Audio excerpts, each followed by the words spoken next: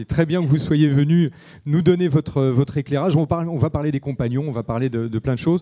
Quelques mots donc. Marine Brochard, vous travaillez chez Snecma. Oui, c'est ça. Voilà, sur les moteurs, on va voir votre parcours. Juste une petite seconde.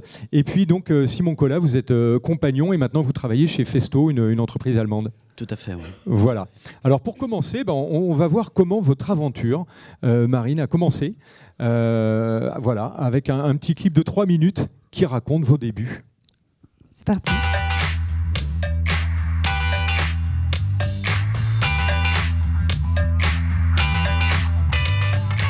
Je m'appelle Marine, j'ai 22 ans, je suis ingénieure qualité en apprentissage à la Snecma. Donc aujourd'hui je vais vous montrer ma journée. J'ai choisi de faire une formation en alternance pour d'une part voir la pratique et d'autre part pour voir la théorie. Je pense en plus que le fait d'être en entreprise la moitié du temps de la formation est un gros avantage pour mon avenir professionnel.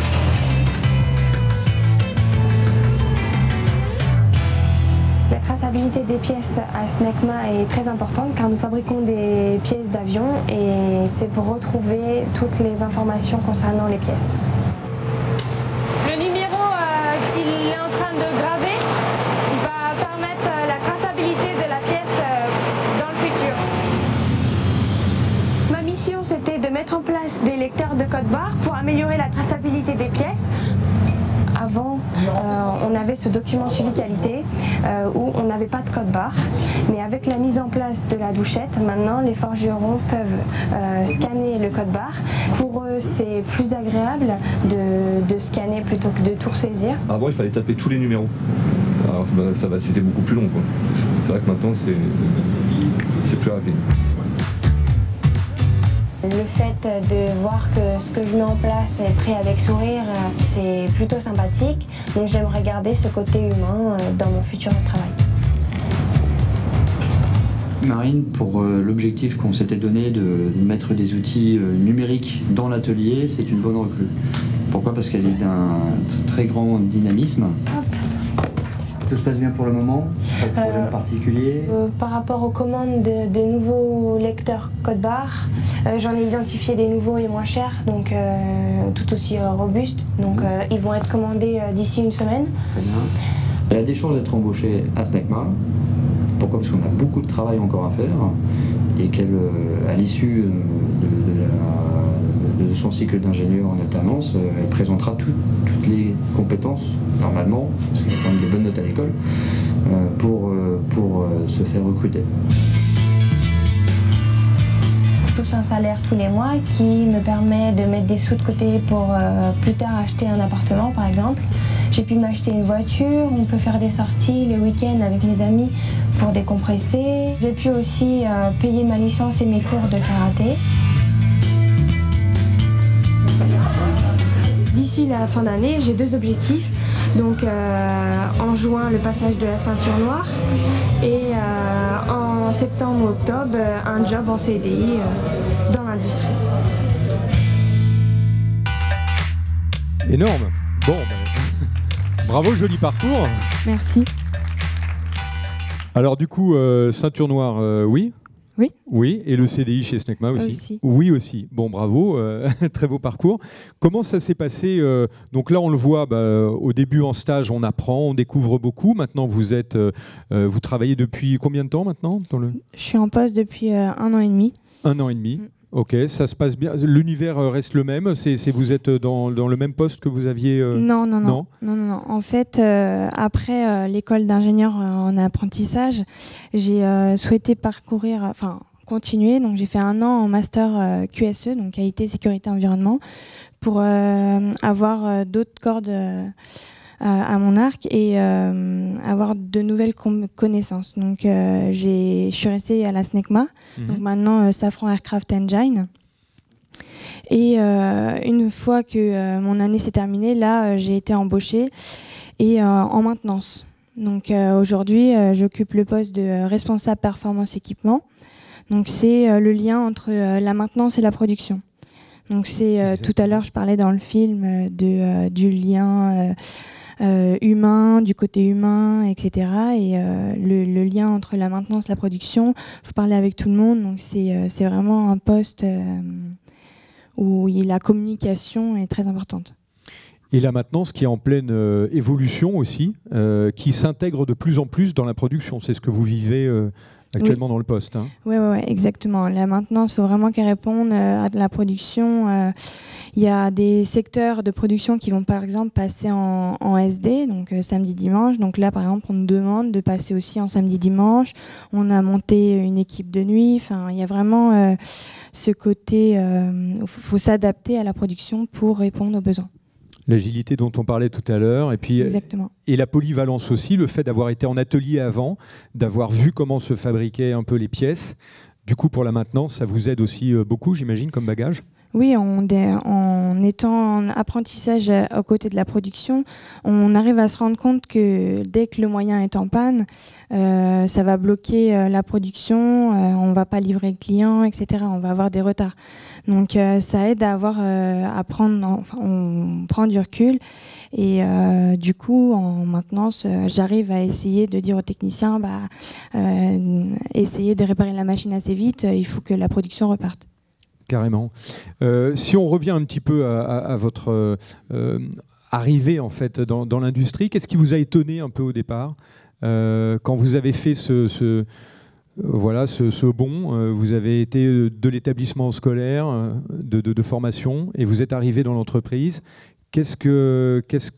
Comment vous l'avez découvert, ce monde ? Il correspondait à ce que vous imaginiez au départ ou vous avez trouvé que c'était plus simple, peut-être mieux organisé, j'en sais rien. C'était quoi votre vision avant-après, quoi ? Donc j'ai arrêté le cursus initial en terminale, donc après mon bac, et je suis directement passée en BTS apprentissage.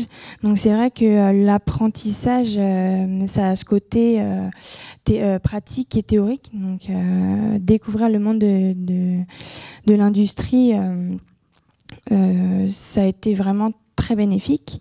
Après, oui, on est toujours surpris quand on arrive dans une entreprise, surtout à cet âge. J'avais 18 ans à l'époque, et c'est surprenant, mais c'est bien. Je trouve que commencer tôt dans une entreprise, ça permet vraiment d'acquérir des connaissances et de connaître l'entreprise. Il y a une bonne interaction justement entre les générations. Vous évoquiez que vous êtes arrivé à 18 ans. Comment ça se passe avec les autres personnes ? On voit, c'est bien sûr multigénérationnel, une entreprise. Ce qui n'est pas le cas quand on est au début dans les cours. On est toujours la même promo, on a tous les mêmes âges. Et quand on arrive dans l'entreprise, il y a ça. Comment se passe la relation entre les générations et aussi hommes-femmes ? Parce que vous êtes peut-être... Ça se passe très très bien. Donc c'est vrai qu'au niveau des équipes de maintenance et même des productions, il y a de tout âge. Donc il y a des jeunes qui sortent d'école et il y a des personnes qui sont proches de la retraite. Et c'est vrai que l'échange avec les personnes qui sont très expérimentées est très intéressant. On en apprend tous les jours. J'en apprends encore aujourd'hui. C'est vraiment très très intéressant de passer du temps avec eux. Il y a de très bons échanges. Et au niveau de des femmes, oui, il y a on était à 12% là dans le lycée Airbus tout à l'heure. Vous êtes à peu près, c'est quoi dans il y a de plus en plus de femmes. À mon poste, la responsable performance équipement, sur le site de Gennevilliers, à la base, il y a un an, il y avait une femme qui occupait ce poste. Et aujourd'hui, on est 3 sur un total de 8. Donc il y a eu 8 postes comme le mien et en 1 an et demi, on est passé à 3. D'accord, c'est une tendance qui arrive comme ça parce que vous constatez en fait que on n'est plus à une époque où la force physique est déterminante. Aujourd'hui, on peut s'épanouir dans le oui, complètement. Et puis les hommes dans le domaine de la maintenance. Enfin, c'est pas parce que je suis une femme qui vont pas me faire confiance ou voilà. C'est encore heureux. Il n'y a pas de souci. Encore heureux. Bon, on va revenir un petit peu, on va échanger après. Alors, Simon Collat, parlez-nous un peu de votre parcours. Vous avez un parcours aussi remarquable chez les Compagnons du Devoir. On a beaucoup parlé des Compagnons tout à l'heure. Parlez-nous un peu de cette corporation des Compagnons. Alors, moi, je ne suis pas du tout dans les métiers de la mode. Moi, je suis compagnon mécanicien. Originaire des Ardennes, donc j'ai commencé à 15 ans. D'accord. Donc en alternance, donc j'ai fait j'ai intégré la maison des compagnons de Lille en faisant mes stages à côté de Paris. Donc 6 semaines tous les 2 semaines, hein, à 15 ans, on prend le train et on est obligé de se débrouiller un peu pour savoir où on va, etc. Et c'est vrai que ça nous forme aussi à ce qu'on va vivre. Et puis après, assez rapidement, hein, au bout de 2 ans, donc j'ai souhaité continuer mon Tour de France, là pour le coup. Et après, assez rapidement, ça s'enchaîne. Strasbourg, Amsterdam, Toulouse, Montpellier, Tours, Marseille. Donc à chaque fois, hein, trouver une entreprise. Donc il y a aussi ce côté, hein, on parlait d'adaptabilité. Elle se fait aussi parce que il faut aller aussi à la rencontre des autres. Il faut aussi définir son projet et pouvoir aller chercher ce qu'on a envie d'aller chercher. Et puis comme les Compagnons du Devoir, c'est surtout l'école de la vie, à un moment, il y a des gens qui nous font confiance. Et je pense que l'une des clés aussi, je pense, de la réussite des jeunes, et non pas forcément hein, de l'apprentissage ou de quoi que ce soit, c'est quelle confiance on apporte aux jeunes.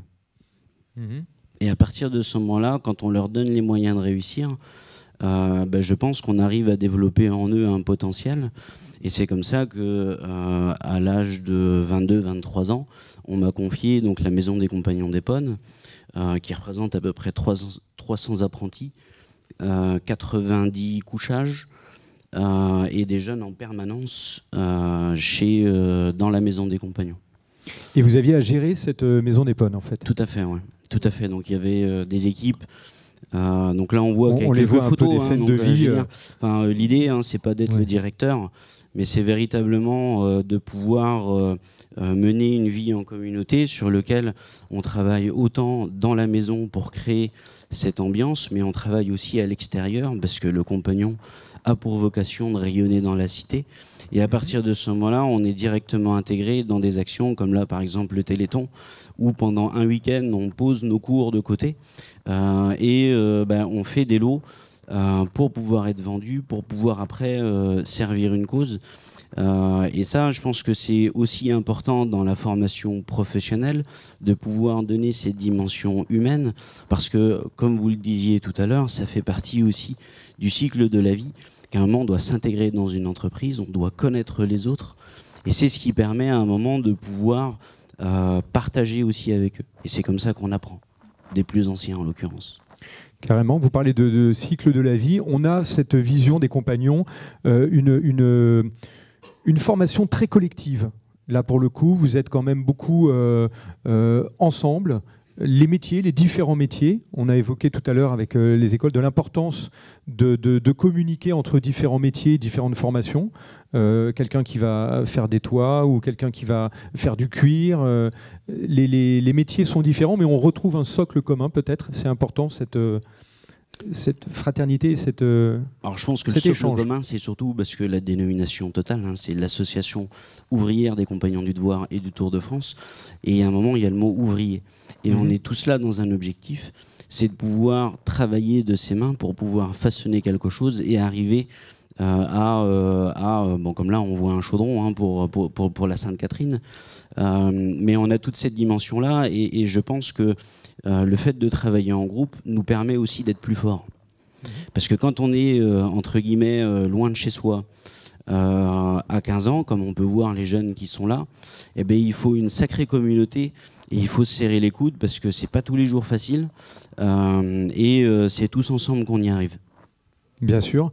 Il y a cette découverte. C'est vrai que si on fait un parallèle avec peut-être les bac plus 5, les gens qui vont être loin de l'entreprise, peut-être jusqu'à 25-26 ans, chez les compagnons, ça veut dire que vers 15-16 ans déjà, vous avez cette logique de faire avec la main et d'être ensemble motivés par des projets communs. Et vous avez cette vision de l'entreprise très très tôt. C'est surtout que pour nous, notre prisme, on a été formé comme ça, c'est que la main est un outil et l'esprit la guide. Et je pense qu'au début, à 15 ans, on a besoin de pratiquer. On a besoin de se confronter aux choses pour après, quand on arrive à un statut de compagnon, avec la responsabilité d'une communauté, on prend des responsabilités à notre mesure, et au fur et à mesure, on arrive à allier l'esprit à la main pour pouvoir arriver à un objectif qui est le chef-d'œuvre. Que ce soit d'un point de vue pour passer compagnon, mais aussi par extension, le chef-d'œuvre dans sa vie, qu'est-ce qu'on veut devenir. Et je dirais qu'à partir de ce moment-là démarre la dernière étape d'un compagnon. C'est ce qu'on appelle chez nous un compagnon fini. C'est qu'après ces années de devoir, il a pour mission de pouvoir œuvrer dans la cité pour pouvoir faire passer ces notions de fraternité, de métier, de retransmission, d'un métier, mais surtout d'une expérience. Vous parliez des valeurs tout à l'heure, des valeurs chez Airbus. Là, vous parlez des valeurs, presque les valeurs de vie, travailler dans la cité, transmettre, apporter l'excellence, faire des chefs-d'œuvre. C'est très présent, ça, au quotidien, les valeurs chez les compagnons? Alors, c'est très présent. L'excellence, pour revenir sur ce point, c'est l'excellence à son niveau. C'est pas l'excellence, enfin voilà, parce que c'est soi-même trouver son excellence. C'est trouver son excellence. Et ça, c'est important parce que tous ne seront pas des ingénieurs. Enfin, moi, je suis pas ingénieur, donc voilà. Il y a des personnes qui resteront et qui trouveront leur place à créer leur entreprise. D'autres qui vont être des très bons professionnels. Et à partir du moment où ils ont dans cette logique d'apprendre toujours des autres, par l'humilité, par le fait d'aller repousser ses propres limites, c'est à partir de ce moment-là où on arrive à se construire. Excellent. Bien, écoutez, c'est un beau témoignage. Je regarde, est-ce qu'on peut peut-être boucler sur qu'est-ce que vous avez trouvé dans... Est-ce qu'il y a beaucoup de femmes, par exemple, chez les compagnons, juste comme ça, dans les échanges? Ça dépend des métiers. Ça dépend des métiers. Ça dépend des métiers, mais je dirais que c'est complètement logique. Par exemple, sur Epon, j'avais la chance d'avoir un CFA de cellier garnisseur et tapissier en siège. Et c'est vrai que majoritairement, c'était des jeunes filles. A contrario, il y avait des métiers comme la mécanique, la couverture ou la maçonnerie, où il n'y en avait pas beaucoup. Mais on avait des métiers plus ou moins mixtes comme tailleur de pierre, où là on avait un équilibre tailleur de pierre qui se faisait mixte, c'est fort. oui non mais parce que c'est voilà, comme on disait, la mécanisation des choses fait que la force n'est plus un critère, et là on va plus travailler sur le geste, sur la beauté, sur la finition, et donc c'est dans des métiers comme ça où généralement on retrouve le plus de jeunes filles. Carrément. Ça évoque pour vous les valeurs, vous en parlez un petit peu dans le travail. Est-ce qu'il y a des valeurs quand vous êtes arrivé dans l'entreprise? On vous en a parlé un peu, des valeurs de travail, des valeurs d'épanouissement, d'excellence. C'est des choses qui sont très présentes ou vous êtes très pragmatique et puis on arrive, on travaille? Est-ce que... Non, on nous en parle. On a un parcours d'intégration les quelques premiers jours. Donc, il y a surtout au niveau de la qualité, parce que il faut faire très attention. Les pièces d'avion, c'est pas des pièces. Voilà, on fait des avions qui volent, donc qui transportent des milliers de personnes. Donc, il faut faire très attention. La qualité est une valeur très très importante. Et on nous parle aussi beaucoup de sécurité aujourd'hui. C'est vraiment, on vient pas au travail pour se blesser, donc la sécurité est très très importante. L'accent est très fort au niveau de la sécurité. Excellent. Peut-être osons l'industrie. Vous aviez évoqué ce slogan un peu, Simon Collat, quand on avait préparé l'entretien. Osons l'industrie. J'ai participé au dépliant qui a été fait dans la fabrique avec le témoignage. Et je pense que, comme il était dit tout à l'heure, le fait de pouvoir présenter des métiers, non pas des emplois mais des métiers, le fait de pouvoir présenter des parcours qui sont mixtes, parce que tout le monde est différent, c'est ce qui peut donner des points de repère à des jeunes. Et je pense qu'assez rapidement, pour des jeunes, comme quand on est dans l'entreprise, l'idée c'est de pouvoir retransmettre tout de suite ce qu'on a vécu, pour leur dire, voilà, venez avec moi parce que je vis une expérience formidable. Je pense qu'il faut la faire partager, essayer, ça coûte rien. Aujourd'hui, on sait qu'on va avoir plusieurs métiers dans notre vie. Donc essayez, le seul risque que vous prenez, c'est de réussir. Donc autant y aller. Bon, et on le voit, vous en êtes la preuve. Bon, bah écoutez, merci beaucoup pour ces témoignages. Bravo et bonne continuation à tous les deux.